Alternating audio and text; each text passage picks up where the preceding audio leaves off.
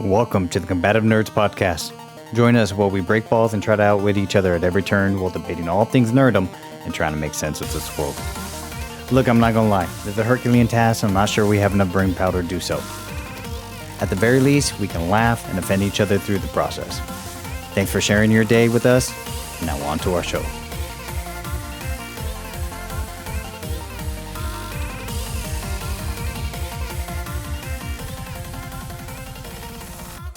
Hey, what's going on, guys? This is Raiderlance and FighterWizard.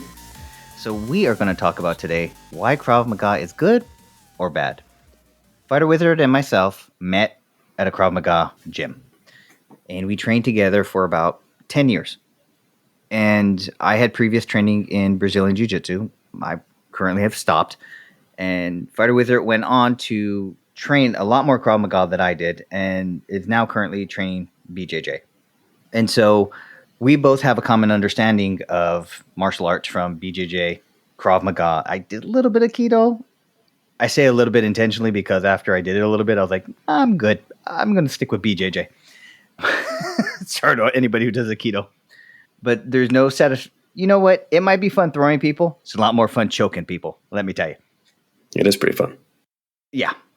And so what I'm trying to get at is I'm going to speak for FighterWizard. Please correct me if I'm wrong. When we were training Krav Maga, we didn't know what other people thought about Krav Maga, and we didn't see how a lot of people frowned upon it as almost being a, not pseudoscience, but a pseudo martial art. And it's, in my opinion, it's because we had a much different experience with Krav Maga than the average Krav Maga practitioner. I would agree. And so let me explain this. I too have YouTubed Krav Maga.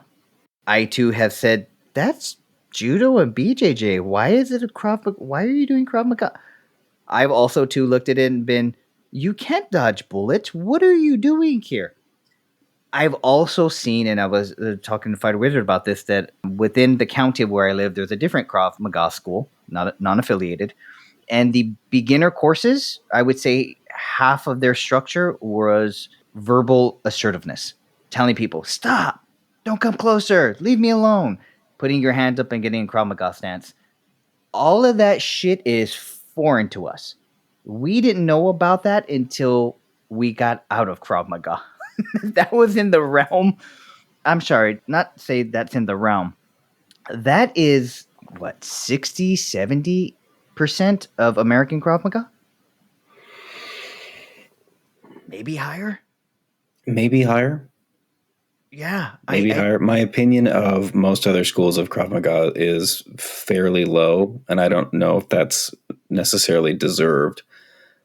Like you said, I got pretty deep into it. I trained, so I'd never done a martial art before I started training at the school that Raider and I met at. And I started training 3 or 4 hours a week. And then I started training 10 hours a week. And then I started training 15 or 20. And then I started doing 25 hours a week and helping out at the gym and doing weekend seminars and doing week-long seminars. I got really into it. I really, really liked it. I ended up giving my black belt in 5 years. And I put a lot of fucking time onto that mat. And that's not to trumpet anything. That's to kind of give credit where credit is due, and that's to our instructor. Yeah. I think a lot of what Krav Maga is, and you said this actually before we started recording, it's a very shallow and broad address of fighting. Right. There's a little bit of Muay Thai. There's a little bit of boxing. There's a little bit of grappling. Judo? Yeah, grappling. Let's call it grappling. Yeah, grappling. Yeah. There's a little bit of knife fighting. Little bit of knife fighting. There's a lot of firearm takeaways.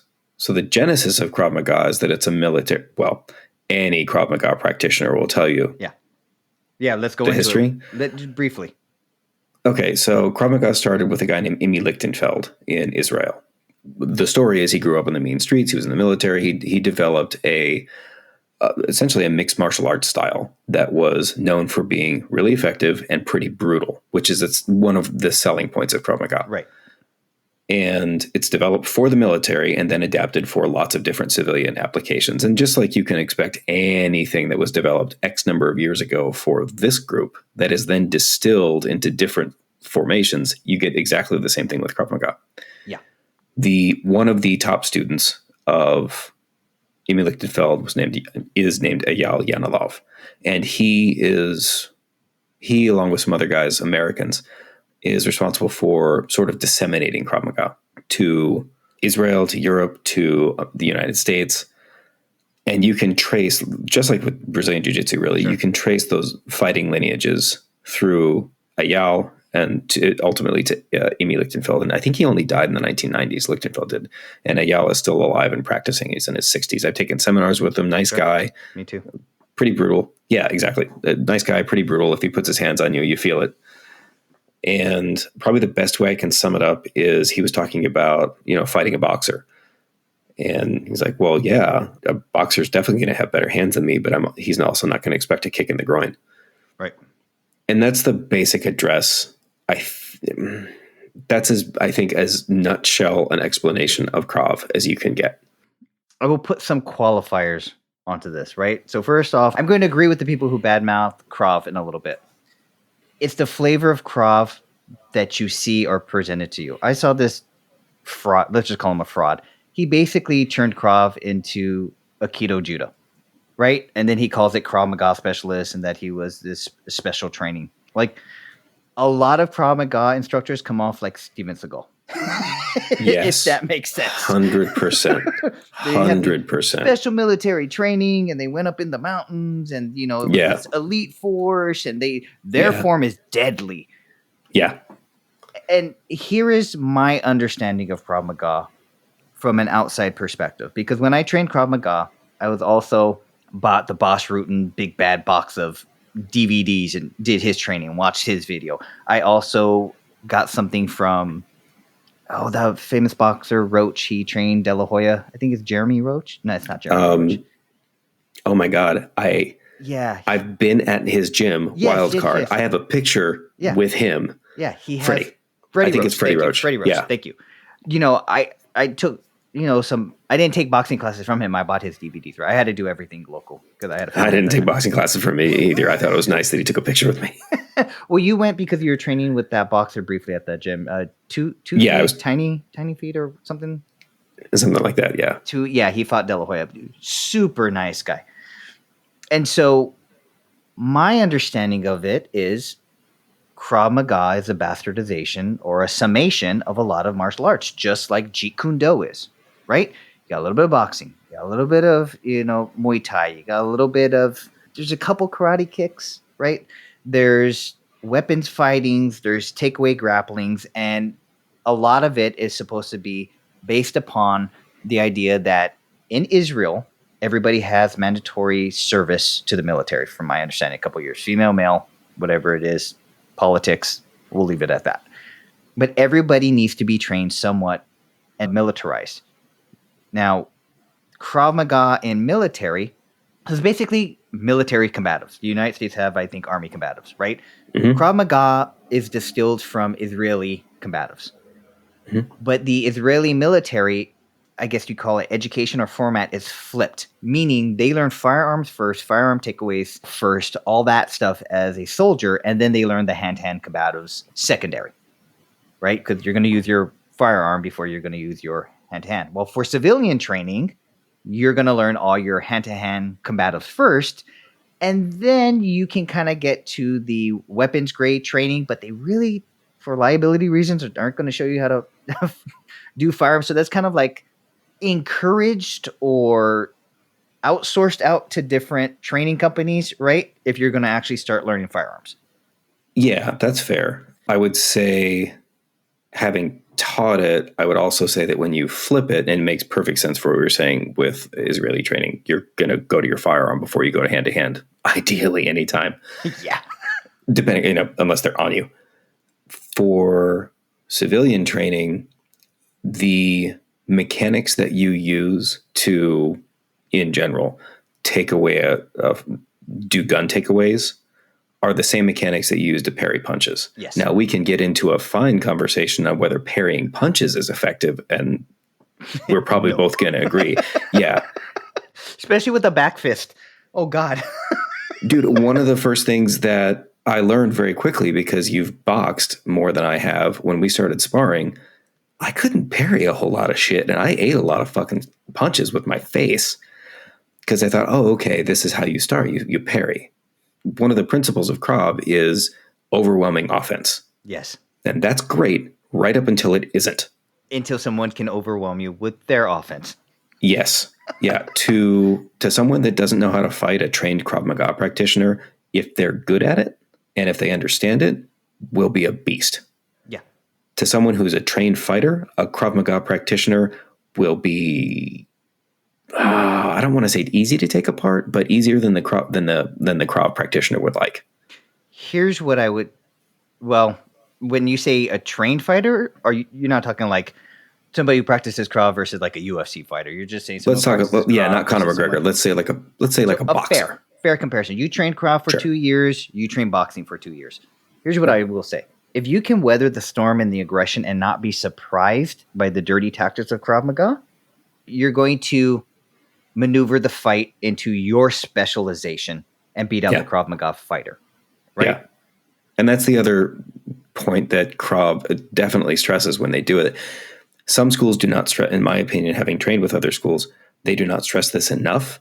One of the selling points, a part of that overwhelming offense, is to use dirty boxing techniques or just dirty techniques. Absolutely. Everyone knows that you're going to go for the groin. That's a big part of Krav Maga. You're always kicking to the groin. You're going to slap the groin. You're going to grab and twist.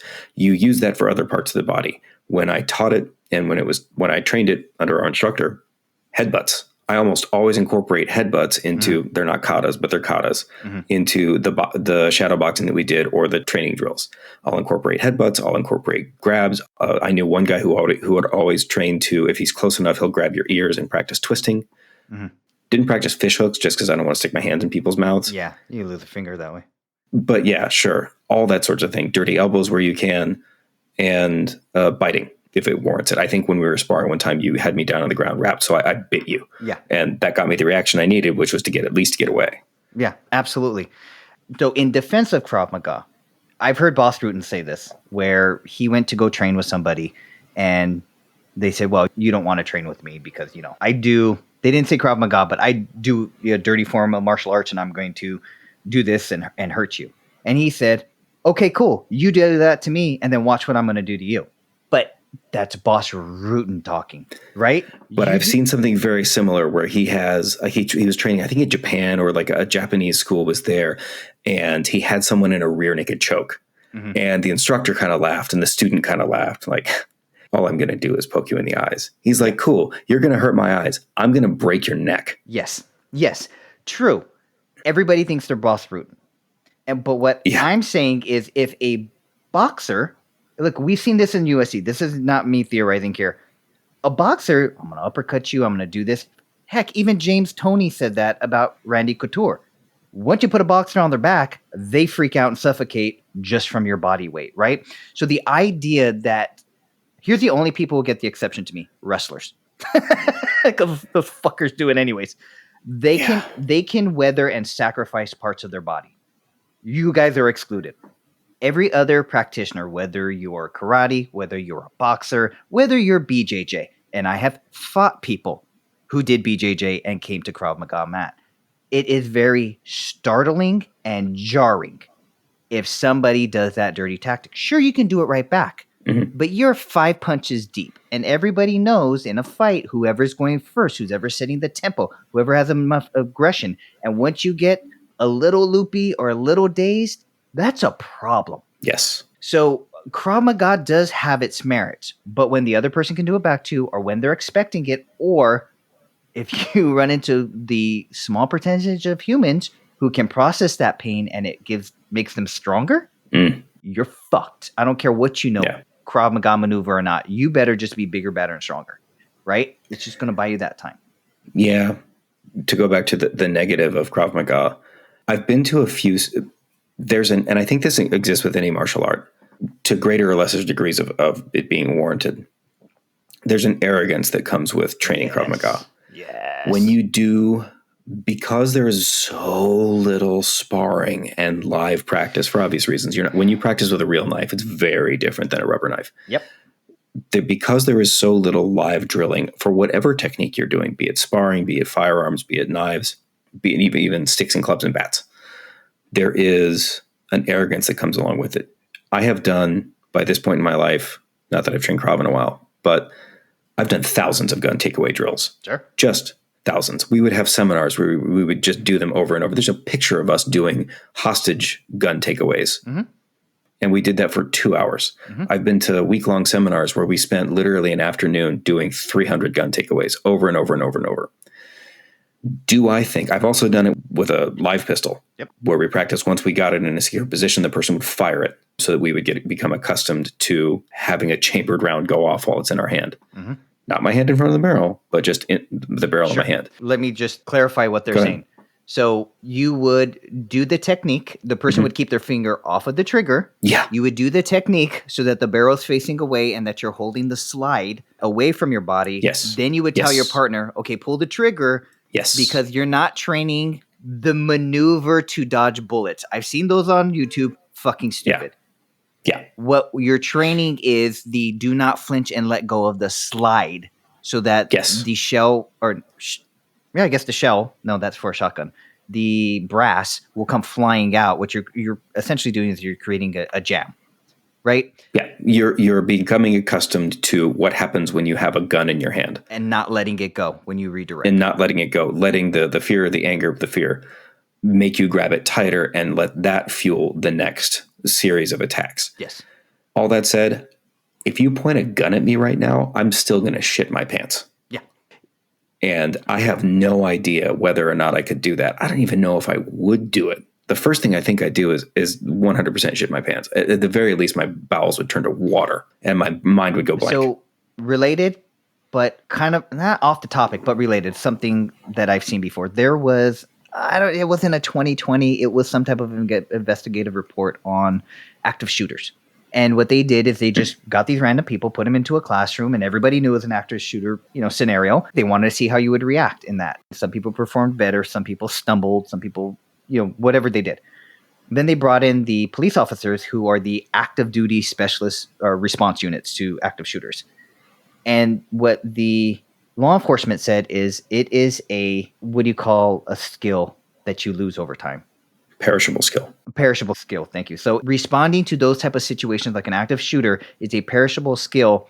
You have 2 weeks. If you don't practice it within 2 weeks, you lose whatever synapses connections you've made, response times. So unless that's what you do, Krav Maga's great. You'll have it in your memory bank. Will you be able to access it under that type of stress? No, it's not like throwing a jab where you'll always be able. It's not like putting up a high block. You'll always be able to kind of access that because that's natural. Putting your foot back and maybe shifting your weight.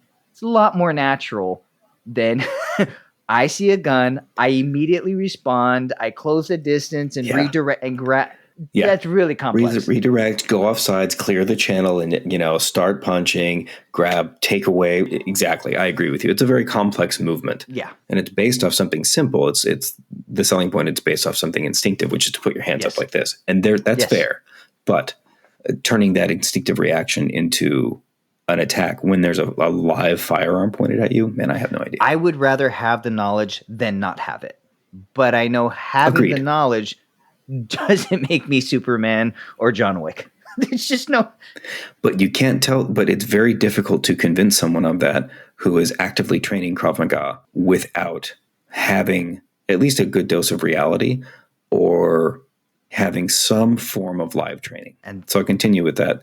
So occasionally you do knife training. And when you get to higher levels, so to speak, you do more knife training. Mm-hmm. And you're almost always using a rubber knife. Mm-hmm. There is zero consequence to getting hit with a rubber knife. So we bought a knife that has an electric blade. Mm-hmm. That changes the game a hell of a lot. Once it and it doesn't, it hurts. It zaps you. It's unpleasant. But you immediately treat it with more respect. Mm-hmm. Occasionally, and I mean very occasionally, we would flip out one of our pocket knives and instantly everything went super fucking The slow. room clears. It's like Moses parting the Red Sea. Yeah. All of a sudden. Yeah. No one wants to get poked or sliced or anything. And the reality is, if you're in a knife fight, you're getting poked and sliced. You're losing a digit. You are, both of you are going to bleed. One of you is going to have a tough time not going to the hospital. Yeah. And coming out of it alive. So, and those are obviously extreme examples. Using a firearm, using a knife, or even an electric blade. To be honest with you, most of us didn't use it after a while because we fucking didn't like getting hurt. Pussies. And that hey man, I don't like having electric slashes across my chest. I really don't. And it makes you better. It does. It really does. But it also puts into sharp relief what you're actually training for and how you're training it. Right. And that gets to, I think, one of the huge failings of almost all Krav Maga schools. And once again, I'm going to say we're very lucky to have trained under the instructor we did. They don't spar. When you told me Krav Maga Worldwide very rarely spars. Krav Maga Global very rarely spars. Krav Maga OC very rarely spars. My mouth dropped when you told me because that's all I wanted to do. I was almost requesting that the gym change. And you didn't do it. Almost requesting the gym change to MMA. You didn't do it because... What do you mean? Yeah. Well, I mean, you didn't do it because we trained at the same time and for a long time. So our instructor, again, this is credit where it's due.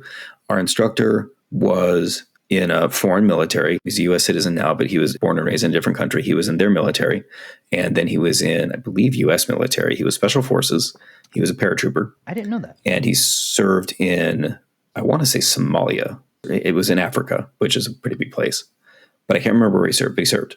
And after he got out, he'd also trained martial arts since he was a kid in Taekwondo, karate, or something like that. And after he got out, he was looking to continue martial arts training. Fighting has always been really important to him. So he started training MMA.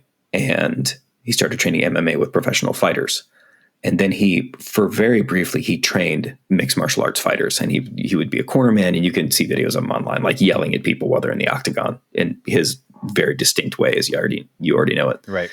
And then he discovered Krav Maga. When he was exposed to it, he really liked it because of the synthesis. And then he started teaching it after he was taught extensively. His understanding of fighting and what it took to train an actual fighter, and also military experience in an active war zone, fed into what he taught his students. He was more than he's 6'4", and he weighs, I think, about 200 pounds. Oh, easy.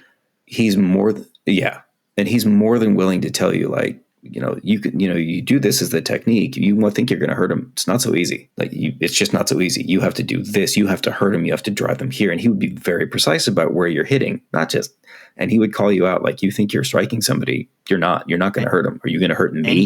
And he would point out your size. He would adjust you're not doing shit. Yes. So you need to adjust this, or you need to hit blind and run because you're not doing shit to that partner. And he would be more than willing. So let's say you're grappling and you're having your ass handed to you. He's a brown belt in jiu-jitsu now. You're having your ass handed to you. People are going to react if you do certain things. So if you don't know jiu-jitsu, you'd better be ready to bite before they get there. If they get you in a rear naked choke, I can teach you how to do a rear naked choke defense, and we'll train it and practice it, but it's probably not going to work. Especially if you've never been choked before.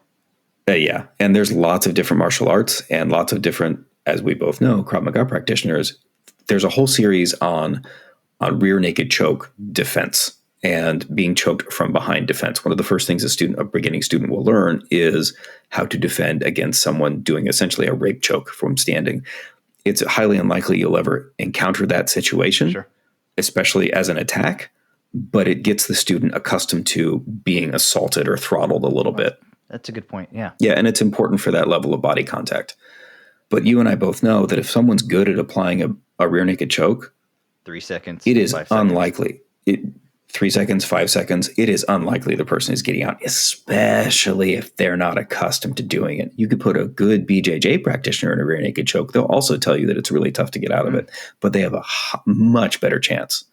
Think of all the people you've trained Krav with, and I'll include myself pre-jiu-jitsu.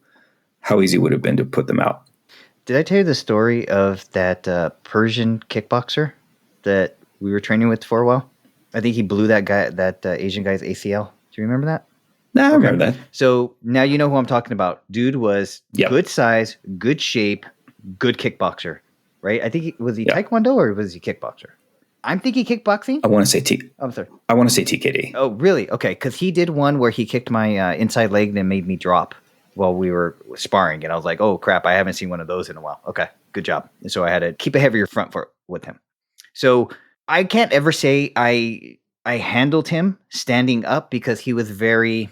He tried to stay in his range. He never wanted to get in my range, right? So I was going to say he ran from me, but he definitely didn't engage when we were standing up. It was more me trying to cut off. He managed the distance. It was me trying to catch him because he didn't want to get close. He didn't want me to get close. But a couple times when he couldn't do that, I handled myself pretty well, even though he was bigger than me, stronger than me, younger than me. But what he didn't count on was one day we were sparring, but then we were allowed to do light takedowns, right? And so we did that, and I got him to the ground fairly easily, and I must have had him in mount. I had him in mount for 5 seconds, and he started talking. And he's, supposed to punch his way out, supposed to work his way out, shrimp, do something, right? I'm not just sitting there beating down, trying to get the ref to stop it. I'm just, lightly tapping him and this and that. And I'm hearing something, and it's muffled. And I'm like, what are you saying? He's like, get off. I'm like, what? He's like, get off me, get off me. And he's having a panic attack from me just mounting him. I mean, we're not talking a high mount where I'm suffocating him or I'm grapevining him or I'm covering his face. Like, I'm just mounted and light taps. Complete panic. This dude clearly had no issue sparring somebody trying to lightly take his head off. That is the huge differential. You have someone accustomed to fighting. I'm sure he's either knocked people out or been knocked out before. He clearly could handle me when we were in a upright sparring situation. I put him on the floor, and 10 seconds later, he's begging me to get off because he has a panic attack. I'm not even applying anything. I'm just managing my weight on him. So you train for a year, you do a martial art that's not grappling intensive, you're going to freak out.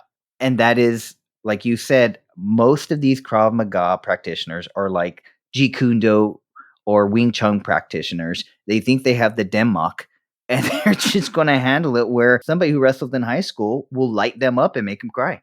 Yeah, that's fair. When we did the training seminars, it would be a week long. You'd usually have an international instructor. Sometimes your instructor was the guy who would, like if we went to Vegas one year. Right. That international instructor would, they would teach you for a full week. It would be 8 hours, 9 hours, sometimes 10 hours a day of training, and to greater or lesser extents of intensity. You can't spar for 10 hours.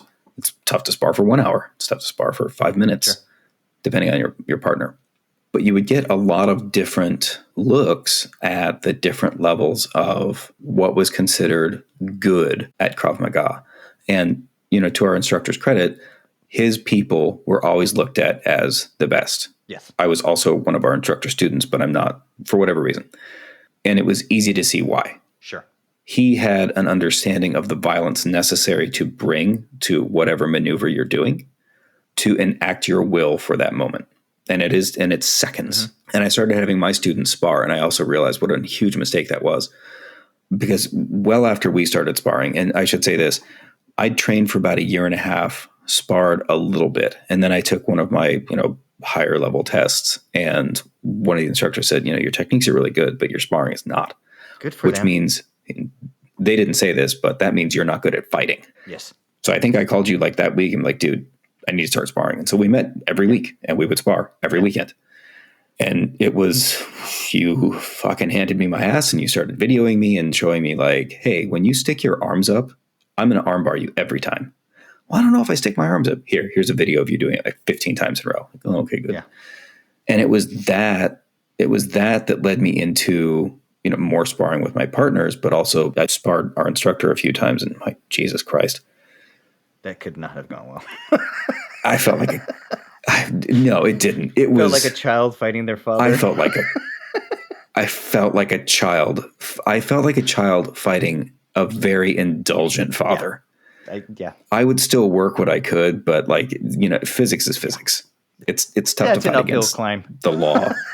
Yeah, it was a very uphill climb. But suffice it to say, that experience and that experience gained lets me know a little bit what works and what doesn't, and more than anything, spotting bullshit. Yes. And when we would go to those things, those seminars, people were like, it was a bit of a gut check. Man, it was 3 minutes straight work. I'm like, are you fucking kidding me? Oh my God. We just did like high intensity interval training for 3 minutes on, 3 minutes off, 3 minutes on, 3 minutes off. Me. And we did that for 10 minutes. And they'd be like, oh man, I'm really tired. Like, are you fucking kidding me? You do this for like 20, I was in better shape then, but like you do it for 20, 40 minutes. You do it to puke. Try rolling 3 sessions in a row. Yeah, no joke. And when the last big seminar we went to was in Las Vegas, this was years ago, our instructor got really pissed off on the first day because the people there were bad. They were all instructors of Krav Maga, and they were bad at fighting, and they were bad at Krav Maga, and they were bad at outputting physical exertion. There was one like for warm-up drill where we're going or like doing constant punches or like constant kicks or like constantly kneeing a guy against a wall just to like really get the sweat up and tire you out. And one of the guys took a break. They were the only people working in 3 versus a pair. So you know how it is when it's an odd number. So you have to kind of rotate a little bit. But one of the guys like took a break, and Alan called him out during the whole thing. It was like minute on, minute off. It's like, what are you doing? And the guy's response was, and he's an instructor, oh, I'm sorry, I'm tired. I'm giving him a break. And our instructor stops the whole thing. He's like, what are you talking about? You're giving him a break? You have no business teaching students if you're giving yourself a break with a 1-minute activity of throwing knees. Because you get a break in the middle of self-defense when someone's attacking you. Yeah. And how can you tell your students to not do that? Jesus. You shouldn't tell your students to do anything you're not willing to do, and more importantly, that you haven't trained for. Can you think of anything more dangerous than somebody with a false sense of confidence in poor shape? That's a lamb walking into a lion's den. What are you doing? Yeah. And teaching that to other people. Statistically, the likelihood of any one of us, let's say you and me, let's say me, experiencing physical violence that was a dig from another person is very low. Yeah, that was a dig on me that I actually was for it, and that's fair. It's an accurate dig. Experiencing physical violence brought on by another, unless I'm going to the gym, is very, very low. Yeah. And it ideally will always be that way. It is not that way. It is 100% not that way. I'm a very lucky person. And this is from that same seminar. We were doing machine gun takeaways. Okay. Something immediately appropriate to most people's lives.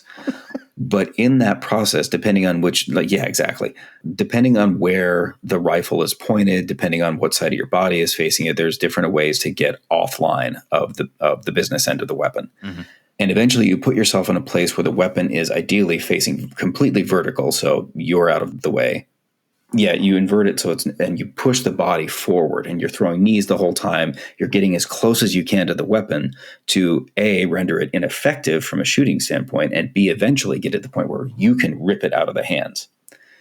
I was watching someone demonstrate the technique.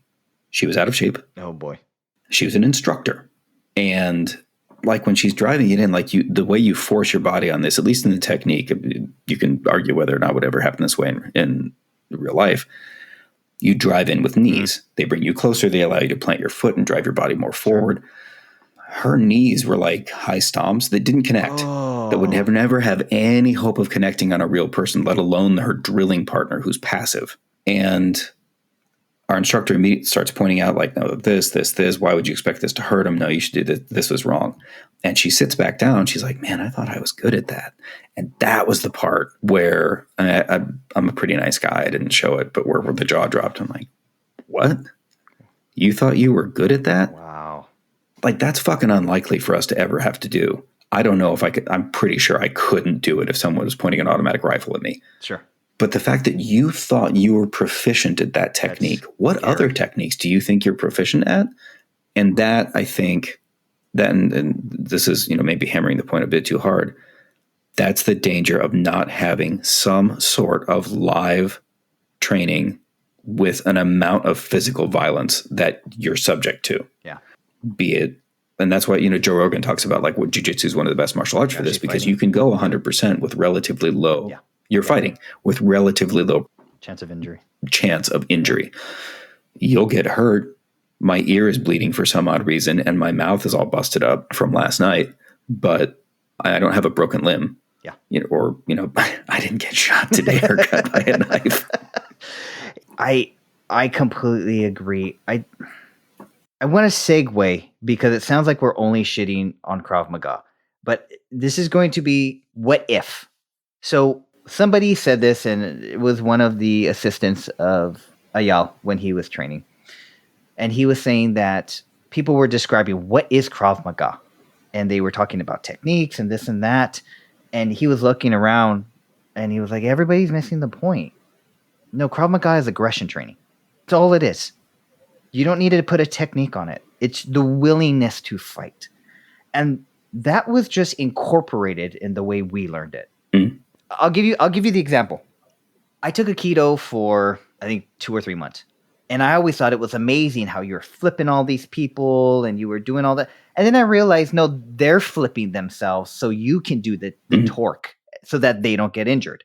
And once I realized how performative it was, they're like, well, this is what the body would do if I actually did it to somebody. It's like, nah, the body's not going to flip like that or fly like that. You might hurt their wrist or you might have an effect. But, okay, so Steven Seagal isn't real. Okay, got it. But you get to flow and you get to use a certain amount of aggression. You get to fake it. Fake this aggression, if that makes sense. Well, when you're training Krav Maga, you're supposed to go full aggression, but not punch through and land. You're supposed to go 100% aggression on if there's a pad in front of you. But if you're training on your partner and you're throwing your elbow, you're supposed to be able to throw that elbow and stop it right in front of them and slow it down. Or if you're doing a hold or something or with the knife, get it right up to the throat and then stop. But it is full acceleration aggression. And that's what Krav Maga is supposed to be. It's not John Wick. It's a prison fight. You are learning to prison fight with boxing, kickboxing, knees, and that type of stuff. I think this is the benefit of Krav Maga that most boxers don't have or BJJ people don't have. So it was an Instagram post. Somebody else had posted this, and they showed, I think it was a boxer got into a street fight with Dylan Dennis, that BJJ guy, and they all had a bunch of friends around. And it became a melee. And so what the person speaking was saying is, hey, these are trained fighters, but this is what a fight looks like when you're not in an octagon, when you're not setting your pace, keeping your distance. No, motherfucker, shit's going to get crazy. You're not scanning for the person who's going to sucker punch you, which I saw like 3 of them in that short little 10-second video. People are curb stomping who are BJJ practitioners. Like, where did you get that from? I saw a couple hammer fists in there from a boxer. What the hell's going on here? And so another benefit to Krav Maga is they incorporate at least the philosophy that that's going to happen. Sometimes when you're sparring, it's 2-on-1. It's 3-on-1. Sometimes the instructor is just walking around and blindside co-cocking you during sparring. When you're doing your technique and you get out, it's not I'm going to knock him out until the ref pulls me off. It's I'm going to hit him enough that they stop attacking me, and then I'm going to scan while I back out and run. Like, there's a certain practicality that you can incorporate into real life, where if someone does BJJ and they are a monster and killer, and they pull that shit on the street, it's 50-50 if it's going to work well for them or not. It's 25-75 if that guy has a friend. You know what I'm saying? I do. And I love BJJ. And I think it is very practical in certain situations. But when you become the end... If he pulls a De La Hiva guard to a reverse De La Hiva sweep and the guy has a friend, that guy's going night-night because he'll get his head soccer kicked. He might rip that one guy's ACL. Hey, have fun keeping it with you when you're in a coma. You know what I mean? I'm not saying don't do it. I'm just saying when you don't think that's a possibility, when you didn't train bites, when you didn't train someone pulling a knife or a gun on you, you're going to get shocked into a situation like, hey, I thought we were just fighting, right? No, man, you fucked up on your understanding of what fighting is. And that is what I respected about Krav, the aggression training, the situational awareness. Avoid the fight. Don't walk into that liquor store. That guy looks shady. Hey, man, you don't need to walk down that alley. I don't care what color your belt is. There's no sense in it. Hey, man, you're right. You can win this fight. You don't know if he has a gun. You don't know if he has front. That is what I took away from Krav and why I think in a lot of respects it's more beneficial than BJJ could be or boxing. Sure, hey, if we're going to have a square fight, learn wrestling, learn boxing, learn jiu-jitsu. They all have their merits. But unless you're from the streets and you think like that, I just don't. I'd see there being a huge hole in your philosophy and psychology with fighting. That's a very excellent point, and you're right. I think I went too hard on like the shitting on Krav Maga. No, most Krav Maga is shit. No. You're absolutely right. Because I don't even know if they teach exactly what I was talking about. The Krav Maga we learned. And there are some other elements or schools of Krav Maga that do teach that. I've seen a couple interviews and stuff like that. But in general, if you're doing assertiveness training or if everything is women's self-defense courses, which I am a huge fan of, but if that's your main push, you're not doing everybody a service. Usually if the instructor, and maybe this goes for other martial arts too, I'd kind of expect it, depending on the art, if the instructor has been exposed in some manner to real violence, then the instructor has enough awareness to instill that and to determine which techniques are appropriate and not appropriate, and which techniques, as they are taught, are ineffective. Our instructor was always very good at that. He had another instructor work for him who really into firearms, really into weapons, and also really into being a dirty motherfucker when it came to fighting. And he would happily monster. And he's a monster. I would never want to fucking fight him. No. I could spar him and get punched pretty hard, but I would never want to fight him. And one of the things, and you brought up an excellent point, situational awareness, and it is aggression training, not just assertiveness, but what's a good way to get someone and to find out very quickly if they can deliver that aggression. Have them throw fucking knees on a pad as hard as they can for a minute and do that for 10 minutes straight, switching, and push through that tiredness barrier. That's for a new student. As they get more accustomed to it, have people put their hands on their throats, get them accustomed to hitting people in the fucking nuts and get their hands where they're usually not supposed to be. Have them get accustomed to be very close and use the weapons, that they have available to them. And there was a student who was like 4'5". Mm-hmm. She was tiny. Yeah. Put her with the biggest guy in the room and show her what's not going to work. Yeah. She can have a perfect 360 block. No. Yeah. At some point, it's going to fail. Yeah, there needs to be some realism, but do that, of course. And a good Krav instructor, and we had one, will address that instead of just filling you with this like, all right, now this is going to work. No matter, this. If you do it well enough, this is going to work. Well, I mean, shit. If you jump high enough in exactly right angle, you can drive the bone in their nose back into their brain. Right. It's not going to happen. Yeah.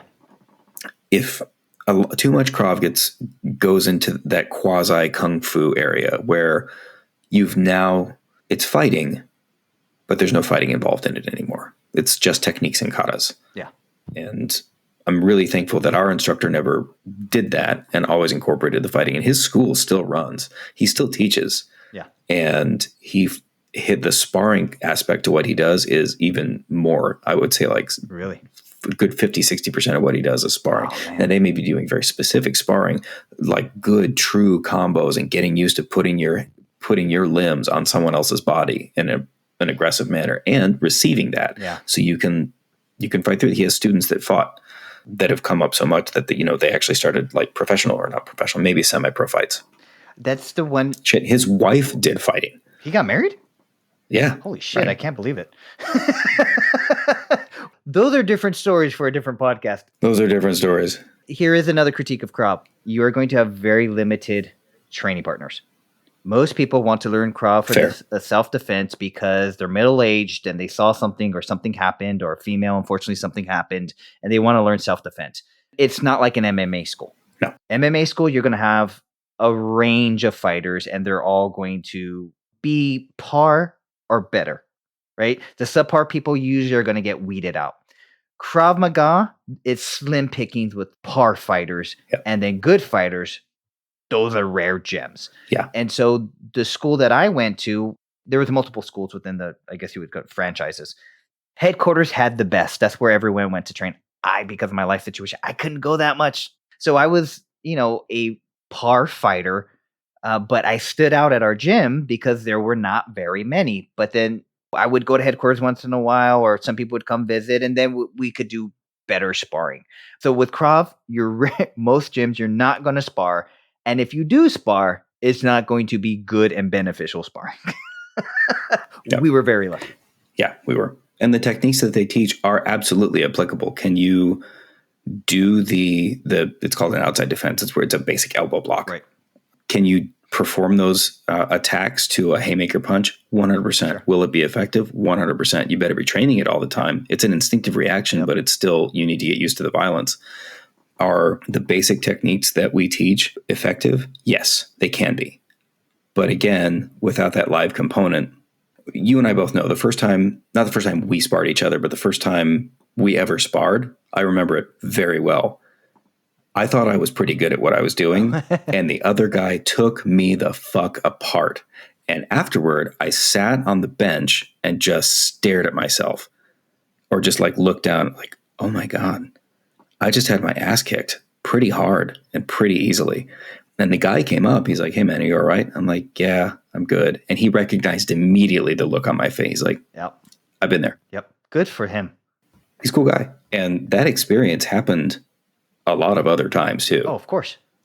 You've done it to me when I fought the guy who did Muay Thai and then went to China and came back, had to wear 2 shin pads. Yeah. When I fought him a few times, I was like, oh my God. That's in our Rise of Nerd Culture podcast, if you want to hear a little bit more about that. Yeah, it is. Yeah. And I mentioned this in that podcast too. At one point when we were sparring, he started telling me how to do better while he's kicking my ass.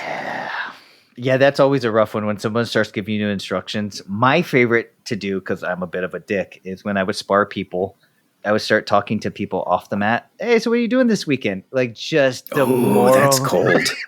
That's cold. Sometimes I would do it jokingly, or sometimes my wife would show up, or sometimes I didn't like the person because they didn't like me. Those are fun looks when they're like, is he talking to me while he's sparring? He's not talking to me. He's talking to other people. Fun times. Yeah. Having someone talk to you while they spar you is extraordinarily distracting, which makes it, if you're in control, makes it a great technique. I very rarely can do it, but it completely fucks up like the train of thought. So what do you think is worse, when the person you're sparring is talking to you about your sparring, or is talking shit to you and trying to get in your head? Which do you think is worse?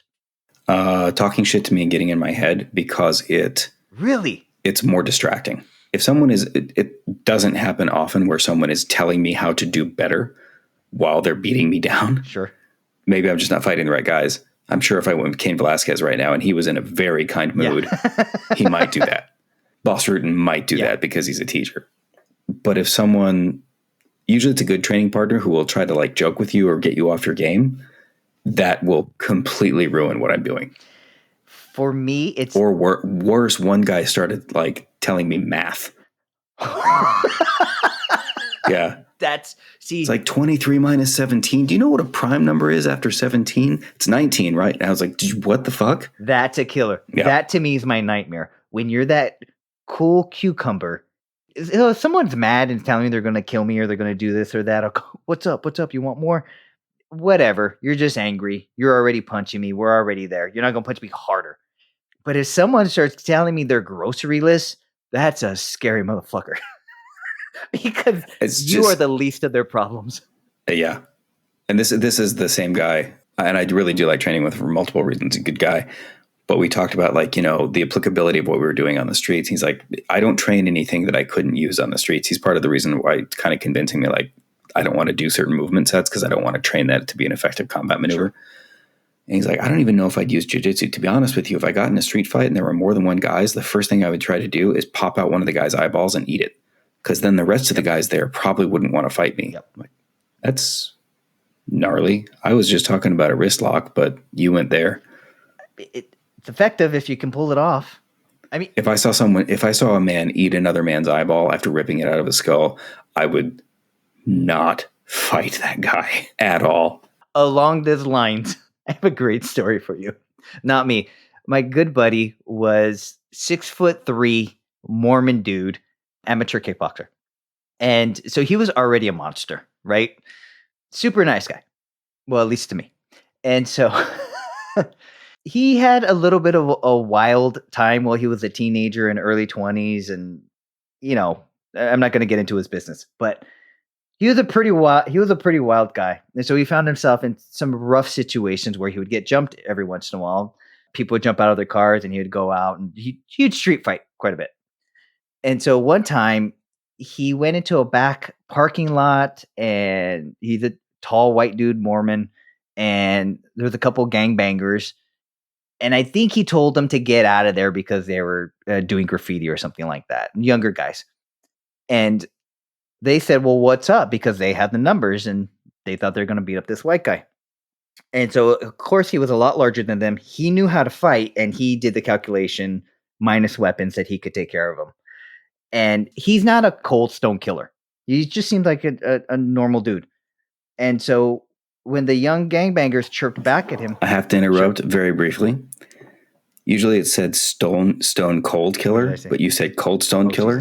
And all that made me think of like some dude who's going to Cold Stone Creamery and just murdering like cup after cup of like fudge cup ripple or something. I'm sorry. I can't remember. No, it's cool. I can't remember the story, but I'll save it. Don't worry. So again, he's not a killer. He's not ultra intimidating other than his size. But what he said made him a stone cold killer.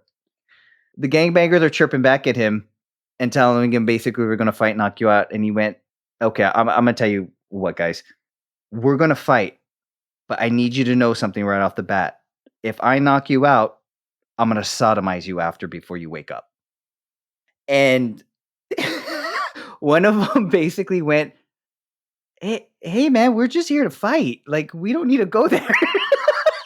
Like, it's cool, man. But the ante's a little bit too high for us. So we're just going to part ways. It's a great line. That's fair. Yeah, just think about like, let's say you're in class and you slap hands, bump fists, and the guy says, hey, man, I'm going to fuck you in the ass if I win. Wait, what? That's a death match. Like, well, hold on here. Like I might lose. If you tap me out, that's totally cool. But if I choke you out, I'm gonna fuck you in the ass. Yeah. To say that to 3 to 4 gangbangers, instant legend. You won my respect. Yeah, that changes it. I wanted to ask him if he was being serious, but I also wanted to get off the subject because I was laughing too hard. So. Yeah, again, there's no defense for that in Krav Maga. So when you're fighting, Jesus Christ, just be careful out there. Yeah, I have nothing. I've never trained a student. Like, all right, so let's say you're in a bit of a situation and you're getting butt fucked by a gangbanger. No one wants to be there, right? What you got to do is here's the technique. Yeah, I don't know. Or person who you have to demonstrate that technique on. Like the volunteer. I would choose the hottest guy in class. Which, depending on the martial arts class, is pretty slim pickings at times. Oh, man. Well, we should stop here. We are going long. Any closing words? No. I think ending at like the butt fucking defense technique is appropriate. It's appropriate. It's high class.